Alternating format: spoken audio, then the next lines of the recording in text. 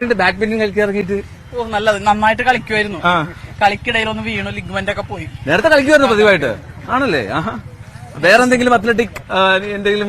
ഞാൻ സ്കൂൾ ട്രെയിനിങ്ങിന്, ടീച്ചേഴ്സ് ട്രെയിനിങ്ങിന് ചെന്ന സമയത്ത് ഷോർട്ട് പുട്ട് ഫസ്റ്റ് വാങ്ങും, ബോട്ടിൽ റേസ്, കുപ്പിയിൽ വെള്ളം നിറയ്ക്കല്, സ്പൂൺ റേസ്, പിന്നെ അങ്ങനെ കുറെ എന്തെങ്കിലുമൊക്കെ ആയിട്ട് ഇങ്ങനെ. ഒന്നിലും വലിയ ആളല്ല, എല്ലാത്തിലും മീഡിയം. അതെ. കലാരംഗത്തുണ്ടോ?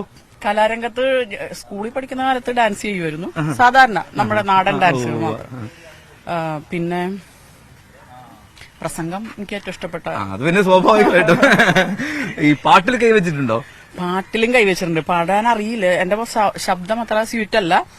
ഇപ്പോഴത്തെ കാലത്ത് ശബ്ദം ഒന്നും ഒരു പ്രശ്നമില്ല. അതെ അതെ, പക്ഷെ അത് ട്രെയിൻ ചെയ്തിരുന്നെങ്കിൽ നല്ലൊരു പാട്ടുകാരി ആകാമായിരുന്നു. അതിനുള്ള സമയം കിട്ടിയില്ല. അയ്യോ, വളരെ പോലെ കബ്ബൊന്നും വാങ്ങിയിട്ടില്ല. നല്ല നാടൻ തല്ലറിയാന്ന് പറഞ്ഞ പോലെ.